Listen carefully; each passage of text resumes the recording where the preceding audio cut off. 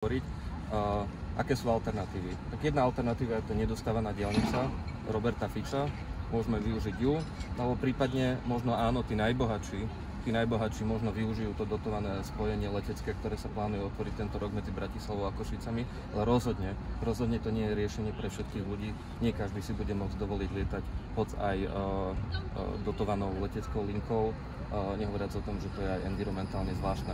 A mi to veľmi ľúto, že v roku 2024, a to si povedzme po 4700 dňoch vlády Roberta Fica sme dospeli do stavu, kedy máme takú zlú infraštruktúru vlakových tratí, že máme také nedostatky personálnych kapacít, že máme v takom stave lokomotívy a vozne, lebo to všetko vlastne viedlo k tomuto rozhodnutiu, že máme tieto dilemy. Že či bude viac expresov, alebo že či bude jazdiť vlak za 4,45, alebo nebodaj ešte rýchlejšie. Toto je výsledok dlhodobého zanedbávania koľajovej dopravy, za čo nesie samozrejme zodpovednosť tá vláda, ktorá tu v posledných rokoch vládla najdlhšie, a to sú vlády Roberta Fica, lebo toto sú projekty, ktoré trvajú roky, ak nie desiatky rokov.